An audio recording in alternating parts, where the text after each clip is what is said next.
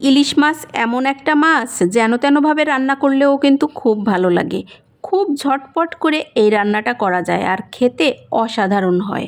বানাবো ইলিশের দারুণ মজার একটা রেসিপি। তো প্রথমেই ইলিশ মাছটা কেটে ধুয়ে পরিষ্কার করে নিলাম। আর এবার এর থেকে আমি 4টা মাছ নিয়ে নিলাম। আর এই রেসিপি বানাতে খুব বেশি সময় লাগে না, মশলার পরিমাণ খুবই কম লাগে আর খেতে হয় অসাধারণ। আমি এখানে দিয়ে দিলাম 1.5 টেবিল চামচ পরিমাণ পেঁয়াজ বাটা, 1 টেবিল চামচ পরিমাণ জিরা বাটা আর 1.5 টেবিল চামচ পরিমাণ শুকনো মরিচ বাটা। সাথে দিয়ে দেব পরিমাণ মতো লবণ আর দিয়ে দেব হলুদের গুঁড়া। আমি ঝালের পরিমাণটা একটু বেশি দিলাম, কারণ এই ইলিশ মাছটা বেশি একটু ঝাল ঝাল করে রান্না করলে খেতে আমার কাছে বেশি ভালো লাগে। আর দিয়ে দিলাম সামান্য পরিমাণ সরিষার তেল। ইলিশ মাছ থেকে এমনিতেই কিন্তু তেল বের হবে, তো তার জন্য তেলের পরিমাণ একেবারে সামান্য দিলেই হবে। হাফ চা চামচ পরিমাণ দিলেও হবে অথবা 1 চা চামচ পরিমাণ। তো আমি এখানে আন্দাজ করে 1 চা চামচ পরিমাণ দিলাম। এবার মশলার সাথে মাছটা বেশ ভালো করে মাখাতে হবে। মশলার সাথে মাছটা ভালো করে মাখানোর পরে আমি এটাকে ঢাকা দিয়ে রেখে দেব আধা ঘন্টার জন্য। আধা ঘন্টা পরে এবার আমি রান্নায় চলে যাচ্ছি। কড়াইতে আবার সামান্য পরিমাণ সরিষার তেল দিয়ে দিলাম। এখানেও আমি 1 চা চামচ পরিমাণ সরিষার তেল দিলাম আর তার মধ্যে 1 চিমটি পরিমাণ কালো জিরা দিলাম। তার মধ্যে দিয়ে দিলাম মাছগুলো দেওয়ার পরে চুলার আঁচটা কিন্তু একেবারে মিডিয়াম করে দিতে হবে। তারপর ঢাকা দিয়ে ওই পাশটা হওয়া পর্যন্ত অপেক্ষা করতে হবে।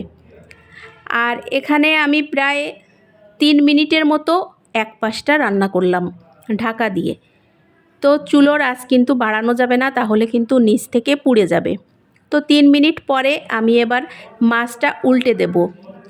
এক পাশটা হয়ে গেল, এবার অন্য পাশটাও আমি সেমভাবে 3 মিনিটের মতো রান্না করে নেব। আর এভাবে একটু আলতো করে উল্টে দেব যাতে মাছগুলো ভেঙে না যায়। এই তো সুন্দর করে উল্টে দিয়ে আবার আমি ঢাকা দিয়ে দিলাম 3 মিনিটের জন্য।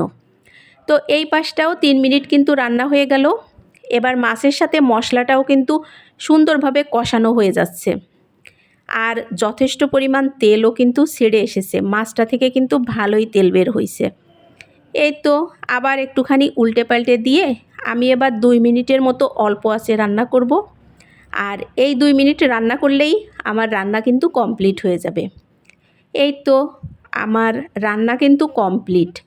ইলিশ মাছের দারুণ ঘ্রাণ কিন্তু আমি এখন থেকেই পেতে শুরু করেছি।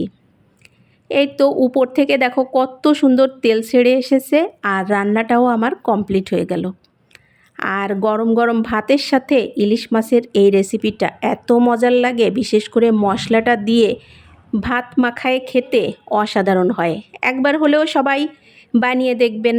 আর রেসিপি কেমন লাগলো অবশ্যই কমেন্টে জানাবেন। আজকের মতো টাটা, বাই বাই।